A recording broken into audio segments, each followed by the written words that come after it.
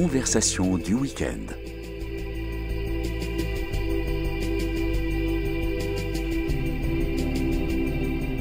Aujourd'hui, carte blanche.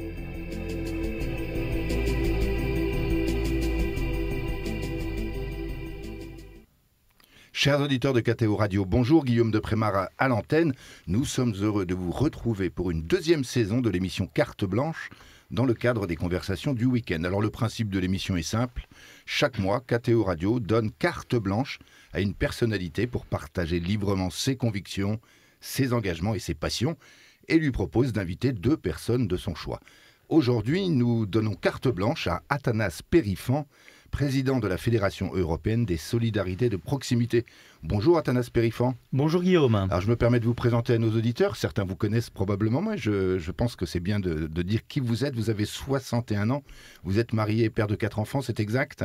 Absolument. Vous êtes un ancien élu local, vous fûtes conseiller municipal d'arrondissement, puis conseiller de Paris, et vous êtes connu particulièrement pour être le créateur, c'était en 1999, de la fête des voisins, appelée aussi Immeuble en fête. Vous vous êtes ainsi pris de passion pour la solidarité de proximité et vous avez contribué à lancer plus récemment l'initiative qui s'appelle l'heure civique. Alors je dis votre slogan, en quelque sorte votre promesse, 1 heure par mois pour aider ma commune ou mes voisins. Le message est clair. Donc pour vous, ce message est clair, la solidarité de proximité, ce n'est pas seulement un élan du cœur, mais c'est aussi un engagement civique, une manière de construire la société, particulièrement en ce temps où chacun déplore une certaine érosion des sociabilités, si je veux manier l'euphémisme. Donc c'est le sujet que vous avez choisi aujourd'hui, Athanas Périfan, solidarité de proximité et engagement civique. Et pour en parler, vous avez donc choisi deux invités. Nous accueillons dans ce studio deux invités d'Athanas Périfan. D'une part, Lourdes Fernandez. Bonjour Guillaume. Bonjour Lourdes Fernandez. Et Isa Dréan, qui est volontaire de l'heure civique, c'est ça? Bonjour Guillaume. Et je précise, Lourdes Fernandez, que vous êtes gardienne d'immeuble. Je suis gardienne d'immeuble depuis 32 ans. D'accord, mais je laisse à Athanas Périfan nous expliquer le choix de ces invitations et de vous présenter. Alors merci Guillaume, merci pour cette invitation à l'émission Carte Blanche. Ravi d'être avec Lourdes Fernandez. Lourdes, on l'appelle Loulou. Vous verrez dans le quartier, Loulou, elle est gardienne d'immeuble et c'est vraiment un ange gardien. Je trouve que ce terme d'ange gardien, parce qu'elle veille sur les habitants de sa rue.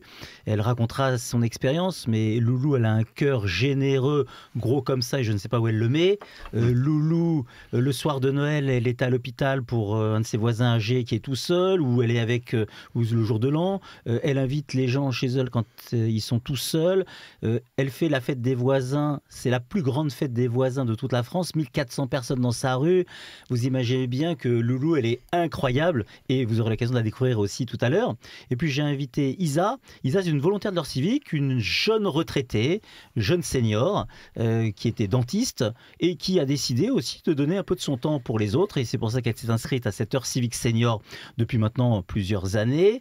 Elle a une activité, une action intensive là-dessus. Et puis vous verrez aussi, ça dépote. On se rend compte que ça soit avec Loulou, avec Isa, quand on a des gens qui aiment les autres, quand ça dépote, ça fait un bien fou. Et quand on voit l'actualité nationale, internationale ou la météo, on dit que si on ne veut pas que les Français terminent sous antidépresseurs, il faut qu'on mette de la joie et de l'espérance dans le cœur de chacun. Oui, et dans cette émission, je promets aux auditeurs qu'ils ne devront pas passer chez leur pharmacien pour acheter leurs antidépresseurs, parce qu'on est là pour parler de choses positives et pour parler de choses très, très joyeuses. Alors je précise quand même que Lourdes et Isa, vous m'avez demandé hors antenne, comme on dit, de vous appeler par votre prénom, vous préférez, donc je vais prendre cette liberté, mais en fait vous me l'imposez, cette liberté, mais je l'accepte bien volontiers. Alors, Athanas Périfan, vous dites, nous ne sommes pas là pour mettre les gens sous antidépresseurs. Le constat des pertes de sociabilité, on le connaît. Et vous, vous dites, eh bien, il faut se saisir des choses par le bas, en quelque sorte.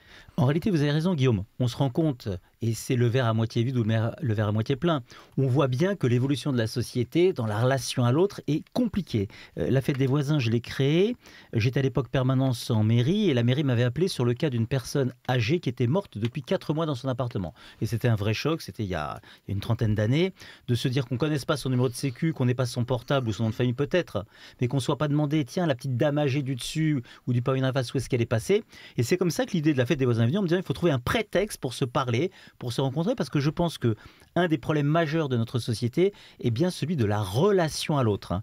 On parle souvent de l'isolement des personnes âgées, mais on peut être seul, vous savez, à 95 ans, comme on peut être seul à 25 ans gagnant beaucoup d'argent, on peut être seul dans son couple, on peut être seul entouré par des milliers d'amis sur Facebook.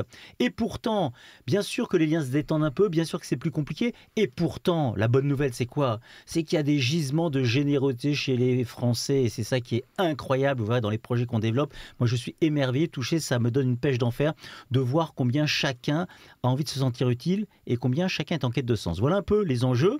Et donc, d'un côté, effectivement, une société aussi, on le voit bien, il y a des défis colossaux qui nous attendent. 2030, la courbe du vieillissement de la population, elle augmente fortement. On voit bien qu'on n'a pas assez de place en EHPAD, mais en même temps, on n'arrive même plus à recruter dans les EHPAD, dans les services à domicile. Ça veut dire quoi? C'est-à-dire que d'un côté, on a un modèle social qui est fragilisé, il y a moins d'argent public, il suffit de regarder l'actualité. Oui. C'est plus compliqué, hein, donc il y a des défis colossaux. On voit bien que nos travailleurs sociaux font un boulot fantastique, mais qu'ils ne peuvent pas tout faire, que les institutions ne peuvent pas tout faire. Et l'idée va être de se dire, si d'un côté, en fait, on a des besoins pour consolider le modèle social avec une vision des politiques publiques qui est de se dire comment le modèle social peut se reposer pour le renforcer, parce qu'on voit bien qu'il y a besoin d'être consolidé, sur 3 piliers complémentaires. Alors lesquels? 3 piliers, allons-y. Premier pilier, c'est la famille. Ça aurait été naturel, sauf qu'on n'est plus dans la cour de la ferme où on pouvait dire papy, viens manger la soupe. Oui, on vit plus comme ça à 3 générations sur le même lieu, c'est vrai. Voilà, c'est une réalité. Vous avez beau être un bon fils quand votre père a Alzheimer et qu'il est à Marseille et que vous bossez à Paris, c'est pas simple. Et pourtant, c'est le premier pilier de solidarité. Deuxième pilier de solidarité, c'est la partie institutionnelle organisée. On voit bien la mairie avec le centre d'action sociale, le département, les associations, forme organisée. Et quelque part, on paye l'impôt et c'est juste pour pouvoir permettre aux plus fragiles d'assurer leur quotidien. Sauf qu'en fait, quelque part, on délègue un peu notre devoir de procuration à l'institution. Oui. Oui, on dit pourquoi je vais aider mon voisin alors que je paye des impôts? C'est pas moi, c'est l'assistance sociale de le faire. Pourquoi je vais nettoyer mon quartier alors que je paye ma taxe de poubelle? C'est pas moi de le faire. Et pourtant, donc premier pilier, la famille. Deuxième pilier, cette solidarité institutionnelle, organisée. Et le troisième pilier, c'est cette solidarité spontanée qui existe. On n'a rien inventé. C'est comme la fête des voisins. J'ai rien inventé. En France, il y a 1000 ans, les voisins s'invitaient à prendre un verre. Les fêtes de village, ils continueront, etc. Oui. Voilà. Ce qu'on a réussi tous ensemble à faire, et ça qui est intéressant, quand on va dans le même sens, quand on met les mairies, les associations de locataires, de propriétaires, les médias, tout le monde dans le même coup, on a réussi à faire de la fête des voisins le premier rendez-vous citoyen sur la planète. Ça m'amuse, parce que franchement, c'est rien de très intellectuel. Donc, ça veut dire quoi? Ça veut dire que les gens ont envie d'aller les uns vers les autres. Et si d'un côté, on a un besoin, et de l'autre côté, on a une ressource que je trouve, moi, insuffisamment utilisée par la puissance publique qui s'appelle la générosité citoyenne, on va dire c'est dommage. Si on se disait, tiens, Guillaume, on est là, sous le plateau, il y a du pétrole, un gisement de pétrole, on va creuser pour aller chercher le pétrole. Comment on creuse l'intériorité de chacun, s'il y a de la générosité dans chacun, pour que chacun puisse libérer cette énergie positive et qu'on recrée du lien, parce qu'en fait, en réalité, ça fait un bien fou. Voilà un petit peu cette vision. La fête des voisins, ça se prolonge au-delà de la fête des voisins, j'imagine. C'est ce dont vont témoigner, j'imagine, Lourdes, Isa. Et Guillaume, vous avez raison, c'est pour ça qu'après la fête des voisins, on a créé l'association Voisins Solidaires. L'idée, c'est quoi? La fête des voisins, c'est une journée. C'est très bien, mais ce serait quand même dommage qu'on se dise bonjour entre voisins une journée et que tout le reste de l'année, on se fasse un petit peu la gueule. Donc l'idée va être de dire comment on prolonge et comment on développe cette solidarité de proximité. Quand je dis aujourd'hui, il y a plein de gens qui sont solidaires, qui aident leurs voisins, qui s'entraident. Vous imaginez si les gens arrêtaient de le faire, le coût que ça serait pour l'État d'assumer cette solidarité de proximité. On le verra tout à l'heure dans les exemples. Ce que fait chaque citoyen, c'est un travail en moins pour l'institution. Et l'autre jour, j'étais avec le directeur général de la CNSA, Maëlik, qui est un gars très sympa. La CNSA CNSA, qui est la Caisse nationale de solidarité et d'autonomie. C'est l'organe qui gère en fait en France les personnes âgées. Et qui me disait, Athanase, au bout de 5 minutes, vous m'avez convaincu. Je sais très bien que si la famille ne peut pas faire ce travail de solidarité et si le voisinage ne peut pas le faire, qui va le faire vis-à-vis des personnes âgées? C'est nous. Et on n'a plus les moyens d'être partout. Donc, on a tous intérêt à développer cette solidarité de proximité. C'est un intérêt pour l'institution.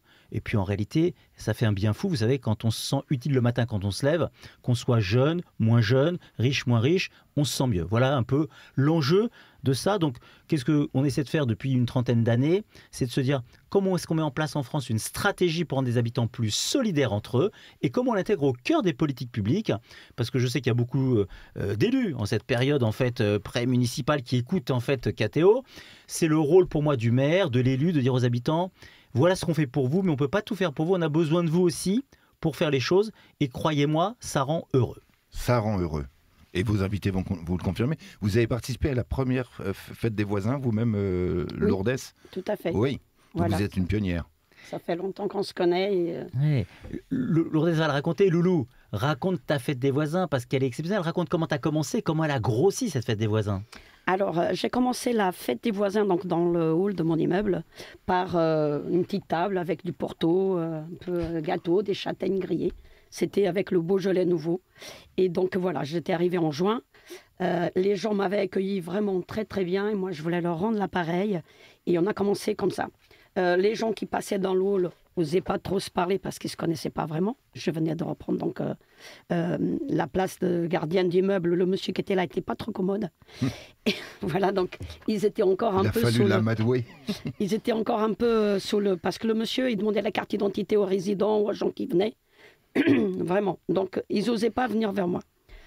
Suite à ça, donc, on a commencé tous les ans à faire chez l'un, chez l'autre, où il y avait les appartements un peu plus grands. Ensuite, on s'est déplacé dans la cour. Et quelques années après, la cour était trop petite. Et on a été dans la rue. Et voilà. C'est comme ça Et que ça a commencé dans la rue. Dans la rue. Où habites-tu, Loulou, pour que ceux qui sont à proximité puissent venir à ta prochaine fête des voisins? Alors, j'habite au 26 la rue Gauthier, donc quartier Épinette, Dans le 17e arrondissement dans le de Paris. 17e arrondissement. D'accord. Et alors, en une petite minute, et puis après on reviendra hein, bien sûr sur votre expérience. Isa, votre premier engagement, c'était lequel?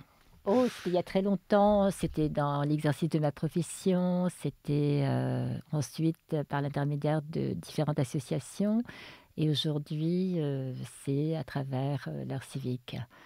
Et l'heure civique, donc, il s'agit de convaincre chacun de donner 1 heure.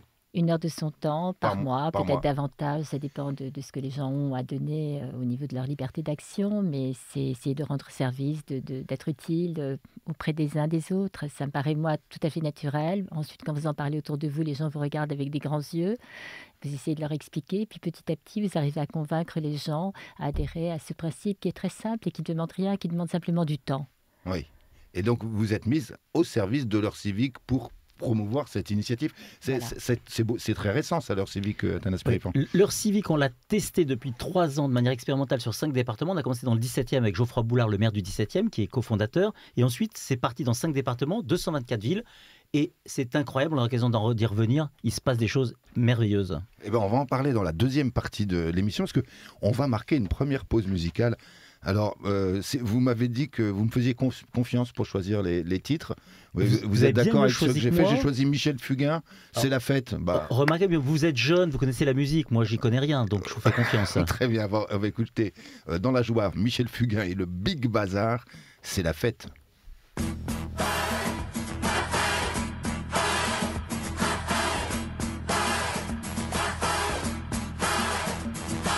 Tiens, tout a changé ce matin, je n'y comprends rien. C'est la fête, la fête. Jeunes et vieux, grands et petits, on est tous amis. C'est la fête, la fête. C'est comme un grand coup de soleil, un vent de folie. Rien n'est plus pareil aujourd'hui. Le monde mort et enterré a ressuscité. On peut respirer, c'est la fête, la fête. Plus de bruit, plus de fumée, puisqu'on va tous à pied. C'est la fête, la fête. Le pain et le vin sont gratuits, et les fleurs aussi. C'est la fête, la fête.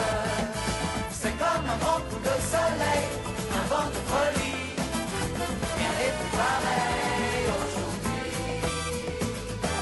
Depuis le temps qu'on en rêvait et qu'on en crevait, elle est arrivée, c'est la fête, la fête. Merde que ma ville est belle, sans ces putains de camions. Plus de gasoil et du gazon jusque sur le goudron. Merde que ma ville est belle, avec ces gosses qui jouent, qui rigolent et qui cassent tout. Ils n'ont plus peur du loup. Et l'eau, c'est vraiment de l'eau que l'on peut boire au creux des ruisseaux.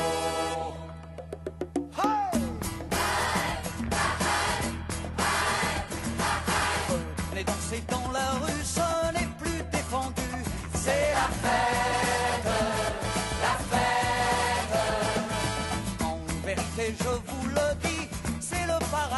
c'est la fête, la fête. C'est comme un grand coup de soleil, un vent de folie, rien n'est plus pareil aujourd'hui. On a les yeux écarquillés sur la liberté, et la liberté, c'est la fête, la fête.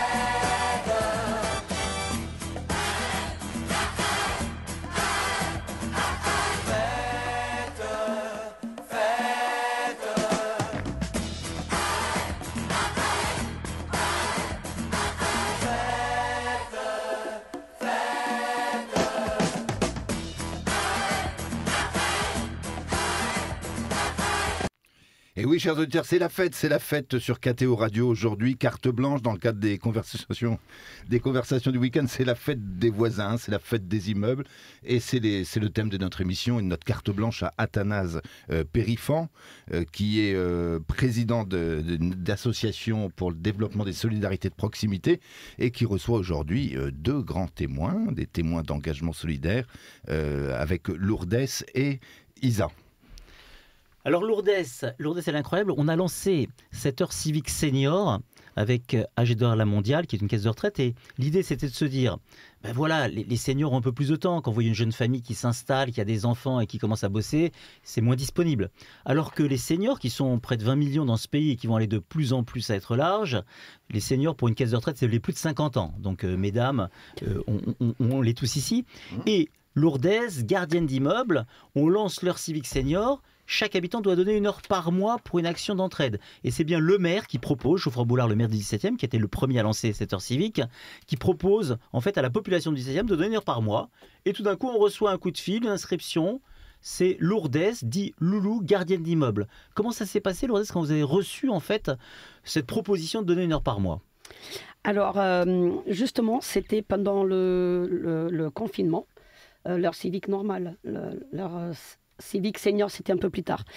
C'était des gens qui étaient complètement confinés, comme la plupart, mais surtout des personnes âgées, donc des seniors.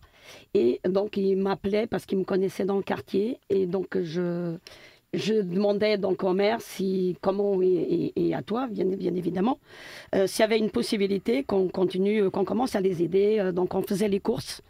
On les livrait avec une corde dans un panier pour les gens qui étaient côté rue. Donc, on donnait une corde, un pour panier éviter comme ça, la ça contamination des personnes âgées. Ouais. Très astucieux. Voilà. Et ils nous donnaient une enveloppe avec l'argent et chaque fois, c'était comme ça que ça se passait. On a des photos, on a plein de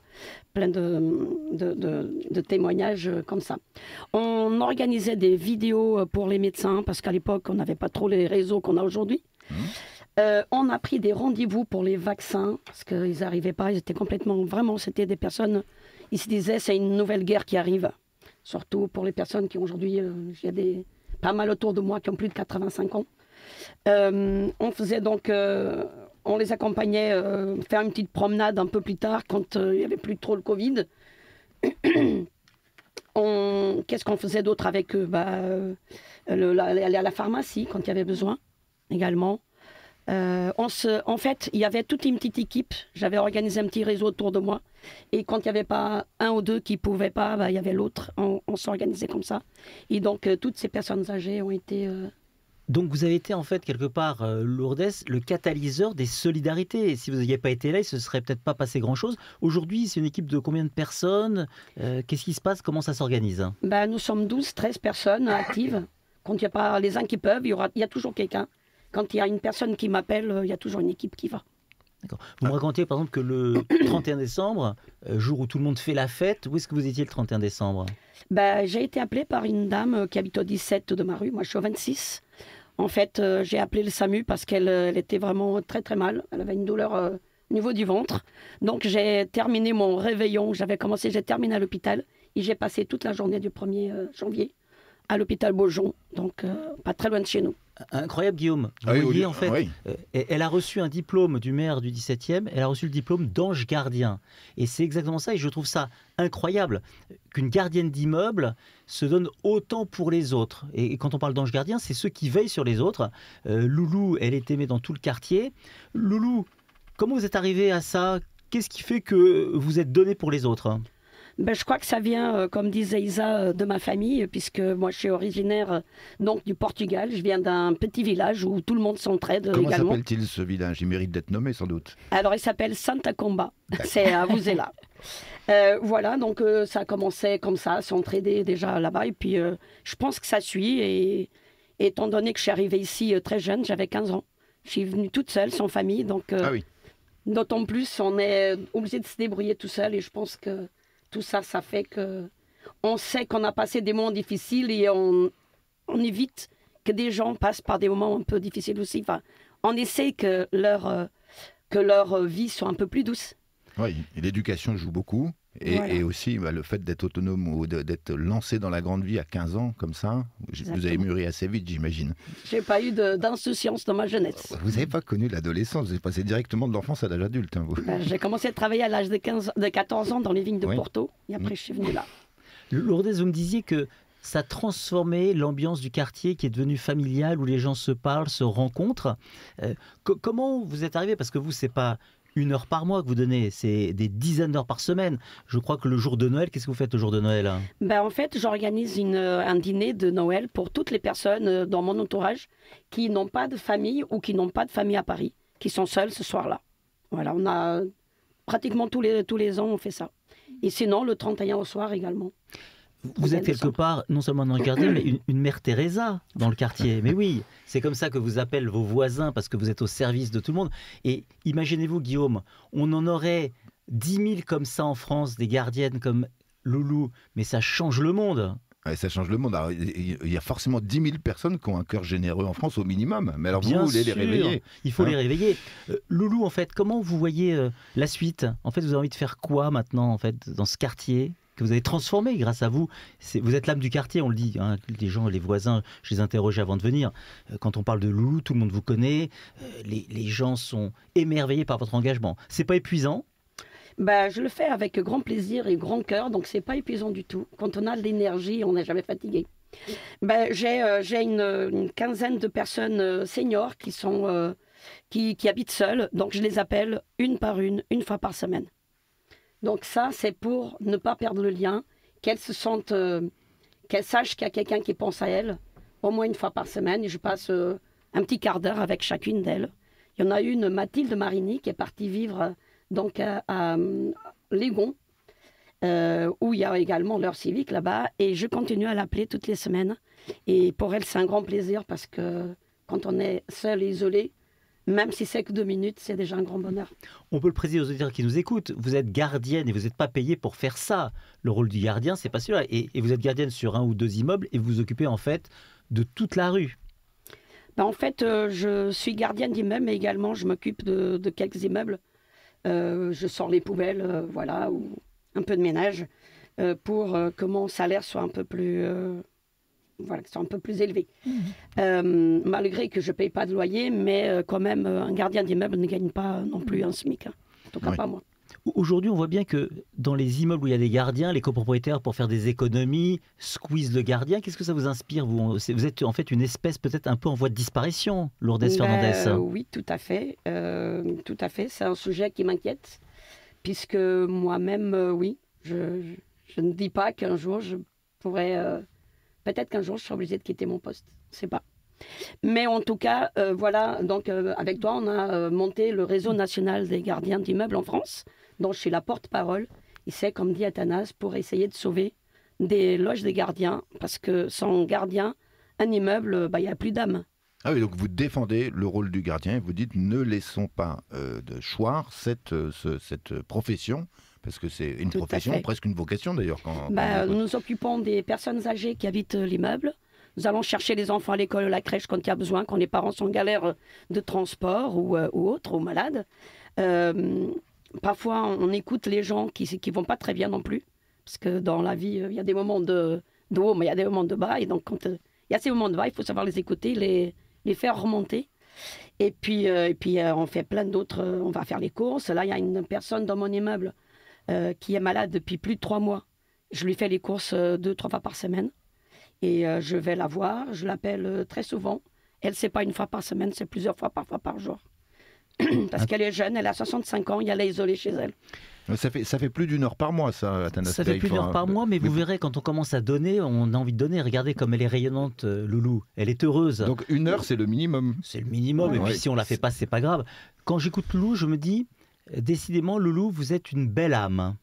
Et ça fait chaud au cœur de voir dans une actualité un peu morose, avec la sinistrose ambiante, de voir qu'en fait, le bonheur, il n'est pas loin. Regardez, le bonheur, il n'est pas dans le pré, il est derrière la porte de la loge de Loulou, gardienne, rue Gauthier. Très bien. Alors, Isa, vous donnez au moins 1 heure par mois, j'imagine, mais peut-être que c'est pas facile que chacun puisse donner autant que Lourdes, mais vous, votre engagement actuel, racontez-nous, je sais pas, une journée d'engagement, qu'est-ce qui se passe? Alors, je peux raconter un petit peu ce qui s'est passé il n'y a pas très longtemps. D'abord, je me suis inscrite sur l'heure civique normale à travers le site de la mairie du 17e. Et les maires, en fonction des besoins de la population, vous envoient des propositions que vous acceptez ou que vous n'acceptez pas. Ça dépend de votre temps. Quand on dit 1 heure par mois, ça peut être 0 heure par mois et ça peut être 10 heures par mois. Donc, des opérations, c'est le maraudage. Donc, vous êtes dans la rue, vous allez voir les personnes qui sont là, qui sont totalement démunies. Vous leur servez du thé, du café, des gâteaux. Vous essayez de parler avec eux. Et puis, la dernière fois, il y en a un qui m'a demandé mon portable. Donc, ça m'a un petit peu embêtée de lui donner parce que je me suis dit, je me retrouvais sans portable. Et sans portable, aujourd'hui, c'est plutôt compliqué. Donc, j'ai essayé de l'aider en lui demandant, mais pourquoi vous voulez appeler qui? Il m'a dit, on m'a volé ma carte bleue. Au départ, je pensais que c'était pas vrai. Donc, j'ai quand même demandé le numéro de téléphone. J'ai appelé, c'était vrai, on lui avait volé sa carte bleue. Donc, grâce à mon téléphone portable, on a pu bloquer sa carte, etc., etc. Bon. Ensuite, il y avait des opérations de ménage, ton voisinage. Donc, c'est du ménage qu'on fait dans la rue. Donc, les gens sont extrêmement interpellés. Je ne sais pas si toi, Lourdes, tu as eu des gens qui viennent te voir en disant « Mais qu'est-ce que vous êtes en train de faire, madame ?»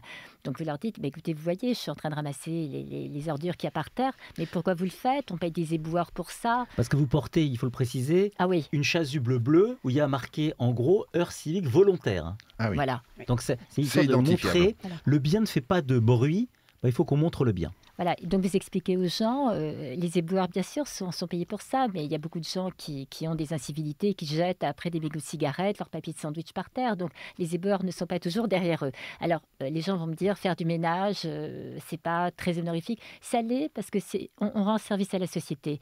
Et si jamais vous laissez traîner une peau de banane et qu'un pauvre vieux passe dessus et se casse la jambe, ça met en l'air toute une vie. Donc ça, c'était les différentes actions que la mairie du 17e propose, en dehors des repas. Donc, vous êtes bloqué 2 heures par jour à partir du mois de novembre jusqu'au mois de mars de mémoire. Vous allez voir les gens, vous leur distribuez les repas, vous parlez avec eux, vous essayez de leur remonter le moral. C'est pas simplement être là au service d'eux, mais vous leur parlez, vous essayez parfois de régler les problèmes qu'ils peuvent avoir. Donc ça, c'était dans un premier temps leur civique. Je suis retraitée depuis un certain nombre d'années. Je dirais, un retraité, on a du temps. Penser toute sa journée à soi, en allant chez l'esthéticienne, ou en allant faire du sport, ou en allant au cinéma, à un moment donné, vous vous lassez très vite de cette vie qui vous apporte, bien sûr, du bonheur immédiat, mais on a besoin d'autre chose. On a besoin de développer le lien social qui, malheureusement, avec les années, se ternit petit à petit parce que vous n'avez plus de travail, donc vous êtes un petit peu livré à vous-même. Et donc, suite à ça, les AG2R ont déposé sur leur site des questionnaires pour que les gens, retraités, seniors, donc à partir de 50 ans, mais je pense que c'est un petit peu plus à partir de 60-65 ans, puissent rendre service à différentes personnes. Et un jour, donc, on m'a appelé, on était au mois d'août, personne n'était présent et on me demande d'aller voir une personne âgée de 88 ans qui habite dans le 17e arrondissement. Je suis allée chez elle, elle était quasiment en train de mourir, donc elle était sur son lit, dans un état, dans un appartement, dans une chambre plutôt, mais sordide, avec des odeurs nauséabondes, du courrier empilé depuis l'année 1990, donc je ne sais pas si vous imaginez dans son petit appartement. Bon, j'ai fait, mais ça, personne ne me demandait de le faire, j'ai fait 3-4 heures de ménage, chose que je ne fais pas chez moi, mais bon. Je l'ai fait chez elle, j'ai un petit peu rangé son appartement, j'ai nettoyé, etc. Et puis ensuite, j'ai appelé les services de la mairie parce que toute seule, je ne peux pas demander je peux rien faire de plus. Donc, le service social s'est déplacé chez elle. On lui a trouvé une aide ménagère qui vient 1h30 par jour. On lui a fait du portage de repas. Donc, grâce à la mairie, grâce aux institutions. Il faut savoir que l'heure civique sans les institutions ne peut pas exister. On a besoin des institutions, mais on a aussi besoin donc de nous citoyens, d'être responsables par rapport à ce qu'on a reçu et de pouvoir redonner aux autres ce qu'on a eu dans notre vie. Et je pense que c'est extrêmement important et ça vous apporte beaucoup de bonheur, beaucoup d'énergie, beaucoup de joie. Alors pour préciser, je crois qu'elle s'appelait Despina. En plus, je crois que Oui. votre mère était grecque. Exact. Donc, elle était grecque et quand vous l'avez parlé en grec, ça l'a un peu surprise, la Despina, 88 ans. Et là, on est dans un exemple parce qu'en fait, Isa va pouvoir le détailler. C'est vrai qu'au début, elle a passé 4-5 fois 3 heures à peu près pour enlever des choses, faire le ménage. Faire des doubles de clés, faire des doubles de passes pour les assistantes sociales, pour le médecin, appeler le médecin. Le frigo qui était en panne, frigidaire qui pourri. était même pas en panne, c'est pas totalement, mais à vomir. Donc j'ai appelé le propriétaire, j'ai dit écoutez, il faut acheter, mais non madame, pourquoi vous voulez que j'achète un frigidaire? Mais écoutez monsieur, vous avez livré le studio avec un frigidaire. Vous voyez, c'est des petites choses qu'on est à même de faire. Donc elle a son frigidaire neuf. Vous êtes parti chez Darty pour acheter un frigidaire. Oui. Voilà, et bon, c'est vrai que ça ça dépasse demande plus parfois de temps. l'heure civique, mais la réalité... Je vous Mais laisse personne ne continuer. vous oblige à le faire, si vous voulez. Après, c'est à moi de me dire, j'ai un peu de temps dans ma vie, donc j'ai envie de le faire, donc je le fais. Mais l'heure civique, si chaque citoyen pouvait donner les 20 millions de seniors aujourd'hui qui sont en France actuellement, pouvait donner 1 heure de leur temps, mais ça ferait du bonheur dans et les actifs, EHPAD. parce qu'1 heure par mois, ça paraît jouable, quand même pour quelqu'un qui travaille beaucoup. Mais bien sûr. Et c'est pour ça que l'heure civique a été aussi inventée. On voit bien que le bénévolat, c'est un cran au-dessus. Les bénévoles, l'engagement, mais parfois ça fait un petit peu peur. Il y a des gens qui n'ont pas envie de franchir une première marche un peu élevée. Et donc s'engager dans une asso, être secrétaire général pendant 10 ans, ça peut parfois être contraignant. Cette heure civique était aussi inventée pour les actifs. Je pense à une dame ce matin que j'ai rencontrée dans le 17e, je lui parle de l'heure civique, elle me dit vous imaginez pas, moi j'ai 2 enfants, je bosse, déjà je m'en sors pas, mais je vais donner 1 heure par mois, ça va me faire du bien. Mais je donnerai qu'1 heure par mois. Je dis mais vous êtes formidable, merci. Puis les jeunes retraités qu'on a là, ou les jeunes seniors qui ne sont pas encore retraités, eh ben, ils ont un peu plus de temps, ils en auront plus. Et puis si le retraité il part 3 mois dans sa maison de campagne à l'île d'Oléron, c'est pas grave, il ne fera pas son heure civique pendant ce temps-là. On n'est pas là pour comptabiliser. On est là, cette heure civique, c'est... Qu'est-ce qu'elle traduit? Elle traduit la volonté de se dire comment est-ce qu'on mène une politique publique ambitieuse en termes de solidarité de proximité. Il faut qu'on recrée nos solidarités de proximité qui ont tendance pour 1000 raisons un peu à s'étioler parce qu'elles sont vitales, qu'elles rendent les gens heureux et que c'est un moyen que la société ne s'effondre pas. Vous savez, quand on était en classe de 4e, on apprenait, je crois, en physique, les 3 états de la matière. Solide, liquide ou gazeux. Solide, pourquoi en fait la matière est solide? Pourquoi la chaise sur laquelle nous sommes assis, on ne tombe pas par terre? Parce que les atomes sont en interaction, les électrons solides, solidaires. Une société où il y a de moins en moins de liens et d'interactions, une société qui se fragilise. Donc il faut qu'on reconstitue ça. Et on le verra aussi, on reparlera de ça. Mais l'exemple qu'a vécu Isa, elle a donné plus de temps. Et puis après, elle est chercher le frigo, elle a vu les voisins pour les mobiliser. Oui, pour les mobiliser aussi. Quand Je on vais allait- frapper à toutes les portes Voilà. de son immeuble. Et j'ai dit, écoutez, voilà, vous avez une dame qui a 88 ans qui peut-être va avoir besoin de vous. Allez la voir. Et tout le monde m'a dit oui, personne ne m'a fermé la porte au nez. Donc, je pense que il faut se sentir sensibilisé par notre société qui aujourd'hui part un peu à volo. Et Despina qui était mourante quand je l'ai eu au téléphone parce qu'elle appelait l'association, elle me disait j'en ai marre de vivre. Ouais. Voilà, et c'est comme ça que j'ai fait appel à Isa. Aujourd'hui, elle allait mieux. Elle allait mieux. Bon, là, elle est à l'hôpital. Je suis allée la voir hier. Elle me crie dessus, mais c'est très bien. Ça veut dire qu'elle reprend du poil de la bête. Alors, nous allons continuer à entendre vos témoignages et à parler aussi avec Athanase Périfan dans la 3e partie de l'émission. Mais nous allons faire une 2e pause musicale. Alors là, j'ai choisi Athanase Périfan, une chanson que je ne connaissais absolument pas. C'est une ballade country très joyeuse de nos cousins du Québec qui s'appelle Bon voisinage, se parler, c'est normal entre voisins. Je me dis, tiens, j'ai dégoté ça, mais on va la passer pour KTO Radio. Donc c'est peut-être une première en France.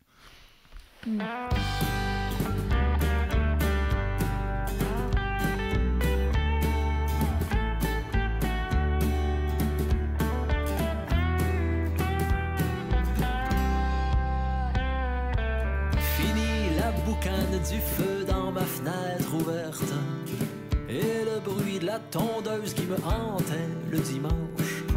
Chacun profite tranquille de son herbe verte. On a compris quoi faire pour que ça change. Pour mieux vivre ensemble au quotidien, il faut se parler. C'est normal entre voisins. Citoyens, citoyennes, faites tomber les clôtures mitoyennes. Racontez vos bons coups et vos peines. Faites résonner l'histoire trifluvienne. C'est comme un grand voyage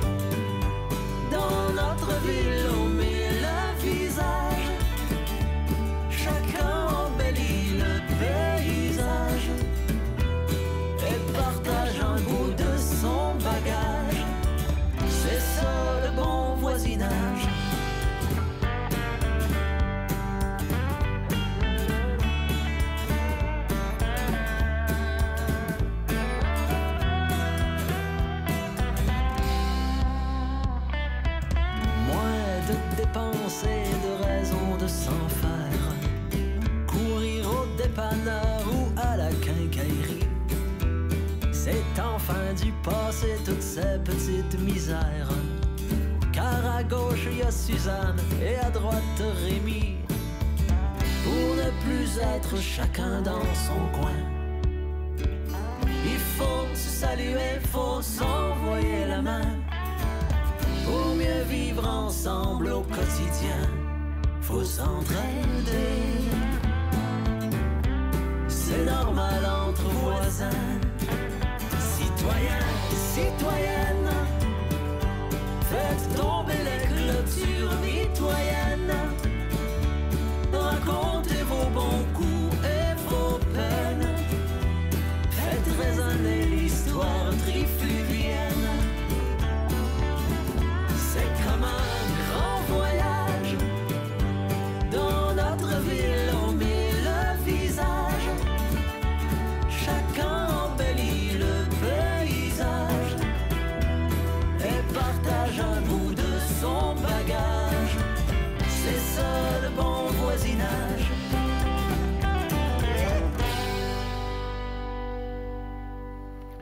Retour dans le studio de KTO Radio. Aujourd'hui, dans le cadre des conversations du week-end, carte blanche à Athanase Périfan, président de la Fédération européenne des solidarités de proximité. Et nous sommes donc sur ce thème des solidarités de proximité et de l'engagement civique. Et nous venons d'écouter une balade country de nos cousins du Québec sur le bon voisinage. Guillaume, ils sont incroyables, les amis québécois. Quand j'ai créé la Fête des voisins il y a 25 ans, on l'a ensuite lancé dans 50 pays dans le monde. Et le troisième pays après la Belgique et la Suisse, ça a été le Québec. Et je veux dire, j'y suis allé, ils sont formidables. C'est Spontané. C'est l'art des bien voisinés. Et Oui. ils ont gardé ce qu'on avait de meilleur chez les Français. Voilà, ils sont top. Et cette Fête des voisins, au Québec, il y en a partout. J'étais surpris. Comment ça se passe, Guillaume, vous avec vos voisins? Racontez-moi un petit peu. Ah, une question pour moi. Bah, écoutez, moi, je vais vous raconter de ma dernière fête des voisins. C'était pas du tout à la date officielle, mais c'est simplement la fête de la musique. Moi, il se trouve que je joue de la guitare, je chante, puis j'ai ma femme et mes filles qui chantent aussi, et mon fils qui joue aussi un petit peu de musique. Et on a fait une fête de la musique dans la rue, sur la place du village. Je suis dans un village de 800 habitants. J'ai parlé à mon voisin, je lui ai dit, ça te dit, on fait ça, on met une table, des tréteaux, tu fournis un câble électrique, moi je mets le matos, etc. Et on a mis du blanc, du rouge, et on a bu, et on a grignoté, et on a chanté ensemble avec les gens qui passaient sur la place du village. Voilà, tout simplement. La famille Prémar, c'est un vrai groupe de musique. Et là, vous avez tout ce qu'il faut pour... Alors, on ne fait pas encore de country, mais on fait pas mal de choses, oui. On chante. Et c'était sympa l'ambiance. À très bonne ambiance, on a chanté, joué 2h30. Ben voilà, et il faut qu'on dise aux auditeurs de KTO, c'est pas compliqué. Le plus dur, c'est de faire le premier pas. Et je vous raconte rapidement ma première fête des voisins, c'était en 1997-18. Moi, j'habite au coin de deux rues dans le 17e.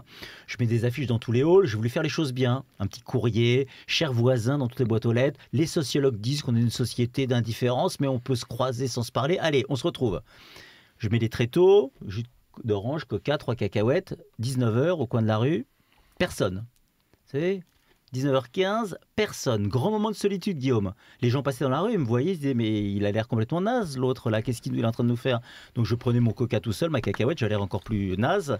Et puis un moment, une porte cochère s'ouvre, une dame, 60 ans, qui sort, qui arrive, je lui saute dans les bras, bonjour madame, bienvenue à la fête des voisins. Elle regarde autour d'elle, elle dit, c'est nul votre truc, il n'y a personne, et elle est repartie. Et finalement, à 20h, on était une vingtaine, 20h30, on commençait à entendre des éclats de rire, de la joie, 21h, les gens se disaient, mais pourquoi on a attendu si longtemps pour se rencontrer? Et à 22h, plus personne ne voulait remonter chez soi. Ça, c'est ça, il faut donc se lancer un petit peu, la relation, c'est ça. Voilà, donc c'est un moment de lancement. Pour revenir sur le sujet un peu qui nous concerne, puisqu'on est dans cette troisième partie, pour revenir sur cette heure civique senior, qui a été initiée par un groupe de protection sociale à G2R La Mondiale, l'idée c'était quoi? C'est de dire, on a une armée de gens disponibles, comment on va les occuper? Pourquoi? Parce que Isa le disait tout à l'heure, la retraite c'est pas facile, on rêve tous, regardez l'actualité politique, tout le monde rêve de partir à la retraite le plus tôt possible. Première année ça se passe bien, enfin j'ai plus de chef pour m'embêter, je prends plus les transports en commun pour aller bosser, la vie est belle, puis au bout d'un an, ok, on a fait le tour, on se dit mais qu'est-ce qu'on va faire? Et on commence à s'ennuyer, et puis on voit bien. Et c'est un vrai problème de santé mentale que on commence à s'ennuyer, ça se passe moins bien dans sa tête, on commence à choper une ou deux maladies avec l'âge. Et finalement, on s'était dit, comment on mobilise cette armée incroyable? Parce que ces jeunes seniors, en fait, c'est quoi? C'est le ciment sociale de notre société. Elle tient pour ça. Regardez, quand vous êtes un jeune senior, vous avez des enfants vous êtes petits grands-parents. Dès que votre fille a un problème à l'autre bout de la France parce que sa fille est malade, vous y allez. Dès qu'il y a un problème financier, on aide les enfants. Voilà. Et cette génération des jeunes seniors, elle porte à la fois aussi les parents aînés, puisqu'on vit de plus en plus longtemps. Quand vous avez un père ou une mère qui ont 90 ans et que vous êtes aidant familial, c'est pas facile. Vous aidez vos enfants. Au plan du boulot, comme les jeunes seniors, ça part de 50 ans, c'est plus compliqué dans les entreprises. Et on s'est dit, il y a quelque chose à faire. Et je suis incroyablement surpris par la réaction des seniors. Ils sont heureux de participer à leur civique senior. On a une armée qui est en train de se lever et qui va transformer la société. Parce que Guillaume, on est là pour transformer la société, pour changer le monde. Et la bonne nouvelle, je dis à tous les auditeurs de KTO, le monde, on le change tous les jours, là où on est, par une main tendue, par un sourire, par une écoute. C'est ça qui change la société. Et voilà comment est né cette Heure Civique Senior. L'Heure Civique, c'est aujourd'hui 224 villes en France, 5 départements. Le président du Puy-de-Dôme a annoncé hier qu'ils allaient s'engager. Les Pyrénées-Atlantiques, le premier vice-président du département, qui est maire d'Anglet, on a lancé la ville d'Anglet il y a 15 jours, me dit « ça m'intéresse, on va y aller aussi ». J'ai pas d'inquiétude. Je sais que cette Heure Civique Senior fera le tour de la planète, comme la Fête des voisins fait le tour de la planète, pas par le talent des créateurs, mais parce que ça touche le cœur de chacun.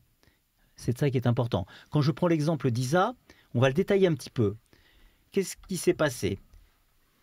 Despina, 88 ans, au bout de sa vie, elle appelle l'association, je suis tombée 2 fois, madame, appelez les pompiers. Non, non, surtout pas, chaque fois que je vais à l'hôpital et que je reviens, c'est encore pire qu'avant, je suis encore plus malade. Écoutez, madame, on va faire un signalement aux services sociaux de la mairie. C'était le samedi, lundi matin. Non, surtout pas. Ils sont venus me voir la dernière fois, ça a duré 5 heures, ils m'ont pris mes clés. Je ne veux pas voir les services sociaux. On est dans une situation de blocage. Et c'est là où la complémentarité entre le travail social et la générosité citoyenne est arrivée. Isa, qu'est-ce qu'elle a fait? Elle y est allée. On a attendu 1 heure sur place que quelqu'un sorte parce qu'on n'avait pas le bip. Heureusement, sa porte était ouverte, mais les pompiers en général défonçaient la porte parce que pour rentrer. Et puis Isa, qu'est-ce qu'elle a fait en réalité? Elle l'a écouté, elle a vidé l'appartement, elle l'a aidé. Le dimanche, elle est revenue de 3 heures et elle lui a dit à Despina, écoutez, vous savez, lundi matin, on a pris rendez-vous avec l'assistante sociale qui va venir, mais vous savez, je serai là, je serai présente.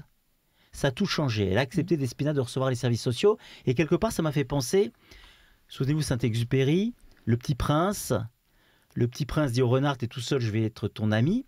Et le renard lui répond, tu vas t'approcher petit à petit de moi, tu vas m'apprivoiser. Qu'est-ce qu'elle a fait, Isa, avec Despina? Dans sa relation de confiance, elle l'a apprivoisé, ce qui lui a permis d'avoir ses clés, d'accueillir le travailleur social, de mettre en place un dispositif. Et c'est ça l'avenir.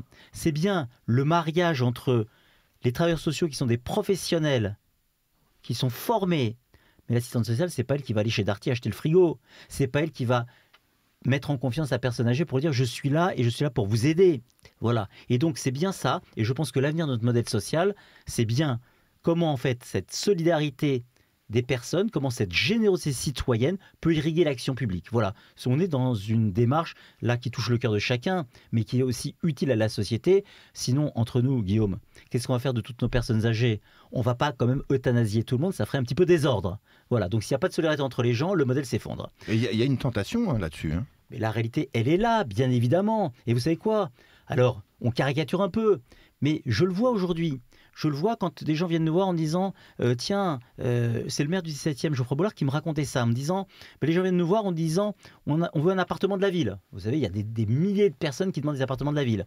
Et quand le maire lui dit écoutez, je ne suis pas magicien et il n'y a pas de place, l'autre lui a répondu, me racontait-il, mais écoutez, en face de chez moi, il y a un petit vieux, là, il est dans 80 mètres carrés, alors tout seul, alors que moi je suis dans 40 mètres carrés avec 2 enfants, puis en plus je suis sûr qu'il gagne mieux sa vie avec sa retraite que moi avec mon SMIC. On va allumer une guerre des générations. On avait déjà la lutte des classes, on entend cette musique aujourd'hui. La lutte des sexes, on va avoir, et regardez ce qu'a dit François Bayrou l'autre jour, en disant les jeunes pourraient en vouloir aux vieux, attention à ne pas rallumer une guerre des générations.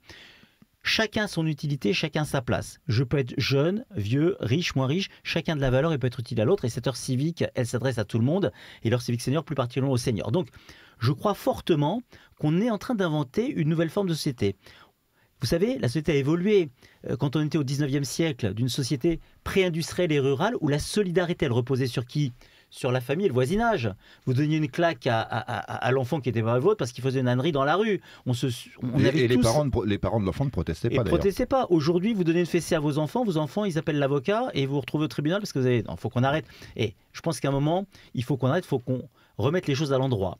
Et donc, d'une société pré-industrielle et rurale où la solidarité reposait essentiellement sur le voisinage et la famille, aujourd'hui, on est dans une société où la solidarité, quelque part, elle est le monopole de l'institution. C'est les travailleurs sociaux. Et on attend tout de l'État, et si ça ne va pas, c'est la faute de l'État, mais on ne se pose pas la question de ce qu'on pourrait faire nous-mêmes. Et on va trouver le bon intermédiaire. Vous savez, on a une histoire d'équilibre. Le bon équilibre, c'est quoi? C'est bien la complémentarité entre la famille, le voisinage et les travailleurs sociaux pour permettre, par exemple, à nos personnes âgées de rester plus longtemps chez elles.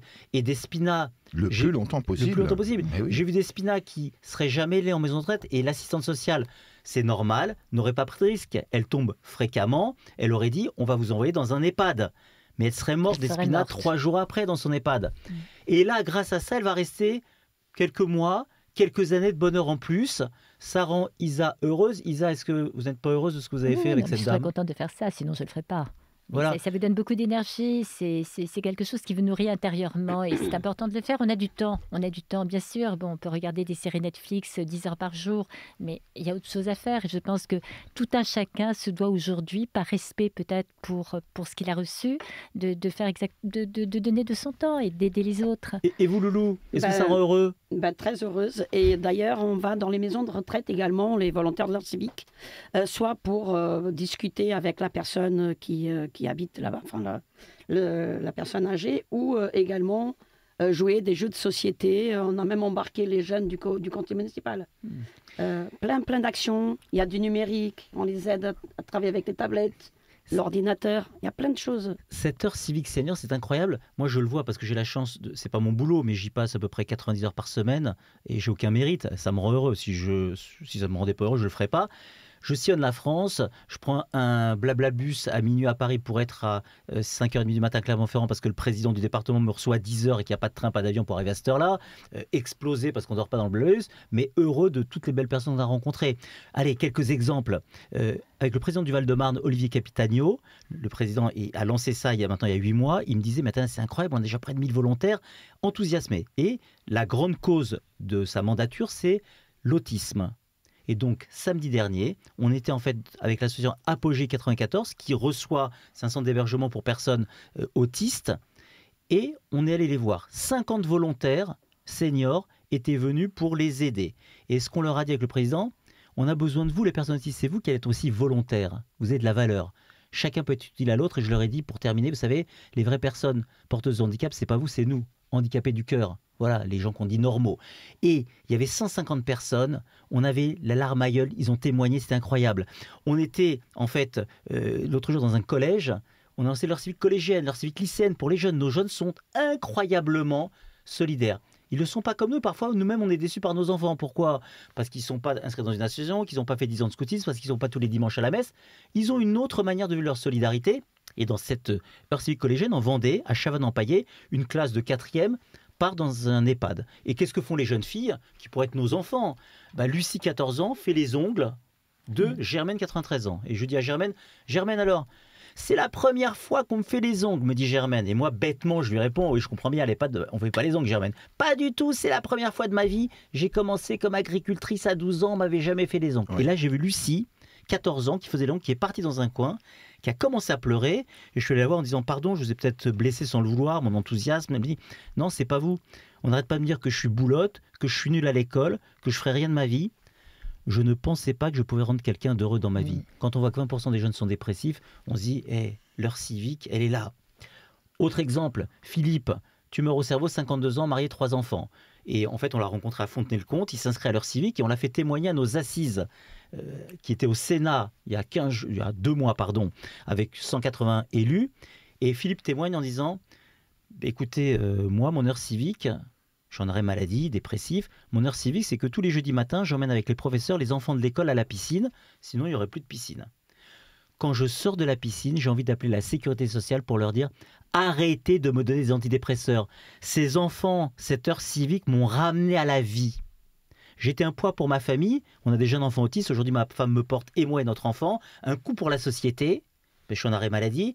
Et aujourd'hui, il a réintégré son boulot 3 mois avant. Les médecins se disent comment ça se passe. Et les médecins qui voulaient le remettre en mi-temps thérapeutique à 20-30%, il est déjà à 60% et il revit. Voilà, des histoires comme ça, on en a des centaines, des milliers à raconter. C'est un feu d'artifice de générosité, cette heure civique. C'est ça qui est intéressant, c'est qu'elle va faire du bien à tout le monde. Elle va faire du bien aux élus, parce que d'avoir des gens qui viennent les voir en disant « Monsieur le maire », plutôt que de l'engueuler, de lui taper dessus maintenant, lui disent « Monsieur le maire, on vous aime et on a envie de vous aider à réussir vos politiques publiques ». C'est que du bonheur, ça fait du bien à chacun, ça donne une pêche d'enfer. Chaque fois que je vois des volontaires civiques, ils ont la banane. C'est le meilleur antidote contre la morosité. Alors je lance un appel à tous les auditeurs de KTO. Allez-y, inscrivez-vous, quelle que soit votre situation, votre âge, peu importe. Inscrivez-vous. www.leurcivique.fr. Site internet. Leurcivique.fr. Un numéro de téléphone si vous n'avez pas le site internet, le 01 42 12 72 deux fois, 01 42 12 72 72. On répond le jour, même la nuit. Voilà, n'hésitez pas à appeler, c'est que du bonheur. Et alors, il faut qu'ils aillent voir leur maire. Si leur commune n'est pas déjà dans leur civique, il faut qu'ils le créent dans leur commune. Guillaume, vous avez tout compris, c'est plus facile quand la mairie est partenaire. Pourquoi ? Parce que la mairie, avec les travailleurs sociaux, ça vous sont les personnes handicapées, ça vous sont les personnes âgées qui ont des besoins d'aide. C'est mieux, et le maire, il cautionne quelque part. Parce que vous savez, si je vais voir mes voisines, mesdames qui sont charmantes, mes deux invités ce soir en frappant à la porte, c'est vrai, en disant bonjour, je suis votre nouveau voisin du 3e, je suis un voisin solidaire, j'ai vu que le maire a lancé leur civique, filez-moi votre portable. Elles vont se dire quoi les filles ? Oh là là, mais lui est en train de nous brancher avec sa tête de pervers, et elles vont s'en faire un double tour. Ce qui devrait être naturel, Guillaume, s'entraider, se parler, se prendre dans les bras, dire s'aimer, devient suspect. Et bon, on va remettre les choses à l'endroit. Non, c'est comme ça qu'on est heureux. Vous savez, cette heure civique, on est sur KTO, on peut le dire. Mon plus proche prochain, c'est mon voisin. Et le pape, pas Léon, mais le précédent, François, avait tweeté un jour, on ne peut pas être un bon chrétien si on n'est pas un bon voisin. Et là, mes potes m'avaient dit, je ne savais pas que tu étais sponsorisé par le Vatican pour la fête des voisins. Je lui ai dit, non, c'est un hasard, mais c'est exactement ça, voilà. Et c'est un message d'amour, la force de l'amour, elle est là. Je crois à la révolution, je ne suis pas mélanchoniste, je crois à une révolution, on ne bloque pas le pays, non, je crois à la révolution de l'amour. Si on ouvre notre porte et qu'on ouvre notre cœur, on sera super heureux. Alors, dans les 2 minutes qui restent, peut-être un message à nos auditeurs, Lourdes et Isa, pour les motiver. Bah, écoutez, Guillaume, moi, mon souhait, ce que j'aimerais vraiment, c'est que dans mon quartier, mais ailleurs, les gens s'engagent davantage. Parce que quand on dit que seul, on va vite, mais ensemble, on va plus loin, c'est la vérité. Là, par exemple, on va organiser une brigade de propreté avec l'heure civique, donc avec l'accord de monsieur le maire, Geoffroy Boulard, pour essayer de nettoyer 2 ou 3 rues qui ont des problèmes, pour voir que c'est possible.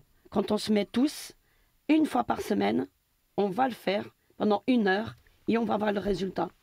C'est également pour les maraudes, donc la mairie du 17e arrondissement, la seule mairie à Paris a organisé des maraudes, aller à la rencontre des sans-abri avec les volontaires de l'ordre civique. Et ça, je peux vous assurer que c'est vraiment quelque chose qui nous rend heureux. Isa, un mot pour nos auditeurs. La même chose que Lourdes, engagez-vous, donnez 1 heure de votre temps, vous verrez, ça changera votre vie. Et vous pouvez être utile plutôt que de rester chez vous, à vous tourner les pouces et à rentrer dans une forme de dépression qui vous guette de plus en plus. Voilà, engagez-vous, c'est quelque chose d'important. Et alors, Athanas Périfan, le mot de la fin, après je conclurai, je donnerai congé à nos auditeurs pour cette émission. Il n'y a pas de mot de la fin, Guillaume, quand j'entends ce que disent, elle me motive, je crois que je vais m'inscrire et donner 1 heure par mois, Guillaume. Tiens, elles m'ont convaincu. Ah bah moi, et vous aussi, Guillaume.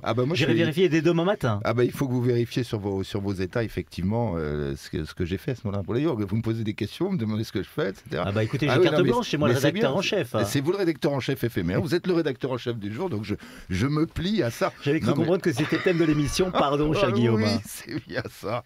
Ah oui, mais je la prends à mes dépens. Guillaume, je suis un voisin bar, vous l'avez vu. Votre vraie chance, Guillaume, vous savez c'est quoi ? C'est qu'on n'est pas voisins. C'est qu'on n'est pas voisins. Merci Athanas Périfan. C'était la carte blanche à Athanas Périfan dans le cadre des conversations du week-end. Donc merci beaucoup Athanas Périfan d'avoir accepté cette carte blanche du mois de septembre. Merci beaucoup Lourdes, merci beaucoup Isa pour votre participation et votre témoignage. Merci à Thibaut qui est sur la réalisation technique de cette émission. Et nous nous retrouverons le samedi 25 octobre pour une nouvelle carte blanche dans le cadre des conversations du week-end de KTO Radio. Au revoir à tous. Merci. Au revoir et merci Guillaume.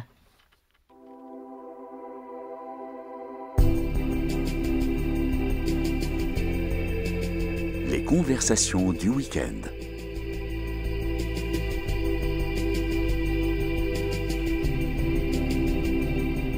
Aujourd'hui, carte blanche.